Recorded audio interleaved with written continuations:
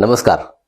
सांगली जिल्ह्यामध्ये नुकतीच जिल्हा परिषद आणि पंचायत समितीची निवडणूक पार पडली आणि या निवडणुकीमध्ये जो देशातला एक नंबरचा पक्ष जो आत्ता मानला जातोय त्या भाजपला मात्र त्याचा फाजील आत्मविश्वास नडला असं म्हणायला हरकत नाही. कारण 36 ते 38 जागा या ठिकाणी मिळतील अशी अपेक्षा जिल्ह्याचे पालकमंत्री आणि भाजपाचे ज्येष्ठ नेते चंद्रकांत पाटील यांनी व्यक्त केलेला होता. परंतु केवळ आणि केवळ 16 जागांवरती या भाजपला समाधान मानावं लागलंय. खरं पाहायला गेलं तर राष्ट्रवादी शरदचंद्र पवार जो पक्ष आहे त्या पक्षानं जिल्ह्यामध्ये मुसंडी मारली असं म्हणायला हरकत नाही. कारण तब्बल 18 जागा या राष्ट्रवादी शरदचंद्र पवार पक्षानं या जिल्हा परिषदेच्या सदस्यांबाबत घेतलेल्या आहेत. खरं पाहायला गेलं तर राष्ट्रवादी काँग्रेस पक्ष गेल्या अनेक वर्षांमध्ये खऱ्या अर्थानं जेव्हा राष्ट्रवादीमध्ये 2 फूट पडली, शरदचंद्र पवार राष्ट्रवादी वेगळा झाला आणि अजित पवार या राष्ट्रवादीमधून बाहेर पडले आणि त्यांनी वेगळी राष्ट्रवादी निर्माण केली. यानंतर मात्र राष्ट्रवादी शरदचंद्र पवार पक्षाला थोडी अधोगती लागलेली होती असं म्हणायला हरकत नाही. कारण अनेक चांगले दिग्गज कार्यकर्ते असतील, पदाधिकारी असतील, हे मात्र अजित पवार गटाकडे वळलेले होते आणि त्यामुळं आता या जिल्हा परिषद आणि पंचायत समितींच्या निवडणुकामध्ये राष्ट्रवादी शरदचंद्र पवार पक्ष आपलं अस्तित्व तग धरून ठेवेल का असा प्रश्न उभा असतानाच या पक्षानं मात्र मुसंडी मारलेली आहे आणि तब्बल 18 जागा या जिल्हा परिषदेच्या सदस्यांमध्ये त्यांनी घेतलेल्या आहेत. काँग्रेसच्या बाबतीत बघायला गेलं तरी त्यांनीही त्यांच्याही बाबतीत तशीच अवस्था गेल्या काही वर्षांमध्ये काँग्रेसची जिल्ह्यामध्ये झालेली होती. खऱ्या अर्थानं पाहायला गेलं तर अनेक वर्षांपासून अगदी वसंतदादांच्या आधीपासून सांगली जिल्हा हा काँग्रेसचा बालेकिल्ला म्हणून ओळखला जात होता आणि मध्यंतरीच्या काळामध्ये या काँग्रेसला थोडी उतरती काळ लागलेली होती. परंतु आता मात्र जिल्हा परिषद आणि पंचायत समितींच्या या निवडणुकांमध्ये काँग्रेसनंही आपलं अस्तित्व दाखवून दिलंय आणि तब्बल 11 जागा या जिल्हा परिषद सदस्य निवडून येऊन काँग्रेसनं घेतलेल्या आहेत.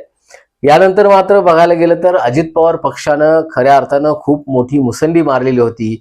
मिरजेचा जर विचार केला गेला तर महानगरपालिकेच्या निवडणुकीच्या अगदी तोंडावर 16 ते 17 माजी नगरसेवक या राष्ट्रवादी काँग्रेस पक्षामध्ये गेलेले होते आणि त्याचा परिणाम ही आता जिल्हा परिषद आणि पंचायत समितींच्या निवडणुकावर चांगला होईल असं वाटलेलं होतं. पण तरी सुद्धा या ठिकाणी सांगली जिल्ह्याचा विचार करायला गेलं तर राष्ट्रवादी अजित पवार गटानं मात्र थोड्या संख्येवर समाधान मानलेलं आहे. तर फक्त 6 जागा त्यांना अजित पवार राष्ट्रवादीला मिळालेल्या आहेत. त्यानंतर शिवसेना जी घटक पक्ष होती महायुतीची, महानगरपालिकेच्या निवडणुकीत ती स्वतंत्रपणे लढलेली होती. भाजपनं त्यांना अलगद तांदळातला खडा उचलून बाजूला फेकावा तशी या शिवसेनेची अवस्था भाजपनं महानगरपालिकेच्या निवडणुकीच्या वेळी केलेली होती आणि त्यामुळं याही वेळी जिल्हा परिषद आणि पंचायत समितीच्या निवडणुकीवेळीही ही निवडणूक सोबळाव लढण्याचा निर्णय घेतलेला होता आणि ही निवडणूक त्यांनी सोबळाव लढवली आणि तब्बल 7 जागा या जिल्हा परिषद सदस्यांच्या त्यांनी निवडून आणल्या. दुसरीकडे बघायला गेलं तर जो रयत क्रांती जी संघटना आहे त्या संघटनेनं जिल्हा परिषदेची 1 जागा घेतलेली आहे. त्यानंतर जनसुराज्य शक्ती पक्ष आहे, या पक्षानंही जिल्हा परिषदेच्या सदस्याची 1 जागा या ठिकाणी घेतलेली आहे. भाजप जर बघायला गेलं तर बॅकफूटवर पडलेला आहे. जे पालकमंत्री जे आहेत चंद्रकांत पाटील यांनी 36 ते 38 जागा आम्ही घेणार आहोत अशा तऱ्हेचा विश्वास व्यक्त केलेला होता आणि 36 ते 38 जागा एकीकडे राहिल्या आणि फक्त 16 जागांवरती त्यांना आता समाधान प्राप्त करून घ्यावं लागतंय. तरी सुद्धा या ठिकाणी चंद्रकांत पाटील यांनी परवाच असा आत्मविश्वास व्यक्त केलेला आहे की जरी असं असलं तरी महायुतीचे जे घटक पक्ष आहेत त्यांना आम्ही एकत्र घेणार आहोत, शिवसेनेला आम्ही एकत्र घेणार आहोत आणि आम्ही जे बहुमत जे जिल्हा परिषदेमध्ये व्हायला पाहिजे ते 31 जागांचं जे बहुमत आहे ते बहुमत आम्ही करू आणि या जिल्हा परिषदेवर भाजपा आणि घटक पक्षातील एका पक्षाचा, कोणत्याही एका पक्षाचा या ठिकाणी जिल्हा परिषदेवर अध्यक्ष होईल अशा तऱ्हेची भूमिका त्यांनी मांडलेली होती. आतापर्यंत बघायला गेलं तर भाजपाचाच अध्यक्ष होईल किंवा भाजपाचाच महापौर होईल अशा तऱ्हेची भूमिका मांडणारे जे पालकमंत्री चंद्रकांत पाटील आहेत त्यांनी आता मात्र थोडीशी नरमाईनं घ्यायला सुरुवात केलेली आहे. कारण त्यांना ही जाणीव आहे की भाजप पक्ष सगळ्यात पुढे न्यायला किंवा भाजपाला चांगले उमेदवार निवडून आणण्यामध्ये आपण अपयशी ठरलेलो आहोत. त्यामुळं त्यांचं जे आता वक्तव्य येत आहे, त्यांचे जे स्टेटमेंट येत आहेत ते मात्र आता भाजप आणि घटक पक्षातील पक्षांपैकी एका कोणत्याही पक्षाचा अध्यक्ष जिल्हा परिषदेचा होईल असं मात्र ते आता बोलताना दिसत आहेत. त्यामुळं त्यांचाही जो आत्मविश्वास होता तो काही प्रमाणात खालावलेला आहे असं म्हणायला हरकत नाही. जो शिवसेना आहे त्या शिवसेनेनं स्वबळावर लढण्याचा निर्णय घेतलेला होता आणि त्याला कारणही तसंच होतं.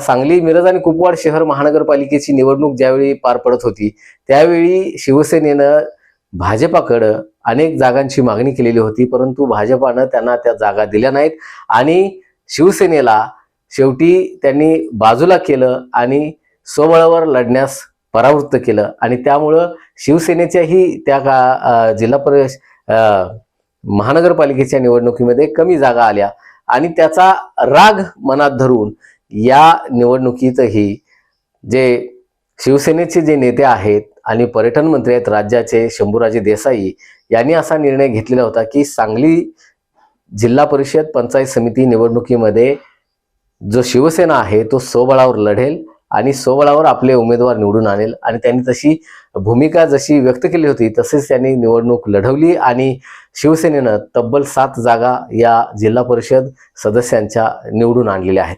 परंतु आता एकीकडे परवा बोलताना पालकमंत्री भाजपाचे नेते असे म्हणाले की शिवसेनेलाही आम्ही जिल्हा परिषद अध्यक्षपदाच्या निवडणुकीमध्ये बरोबर घेणार आहोत, परंतु जे शिवसेनेचे नेते आहेत शंभूराजे देसाई यांनी मात्र हे त्यांचं वक्तव्य खोडलेलं आहे. कारण तुम्ही आम्हाला महापालिकेच्या निवडणुकीमध्ये बाजूला काढलं, जिल्हा परिषद पंचायत समितीच्या निवडणुकीमध्ये बाजूला काढलं आणि आता जेव्हा अध्यक्षपदाची निवडणूक जवळ येते ते निवडीचा जेव्हा प्रश्न निर्माण होतोय तेव्हा आम्ही तुम्हाला आठवतो का, अशा तऱ्हेची भूमिका शंभूराजे देसाई यांनी व्यक्त केलेली आहे. आणि आमची जी भूमिका आहे ते ठरवणारे भाजपा कोण अशा तऱ्हेचा खडा सवालही त्यांनी पालकमंत्र्यांना नुकताच गेल्या 2-3 दिवसांपूर्वी विचारलेला आहे.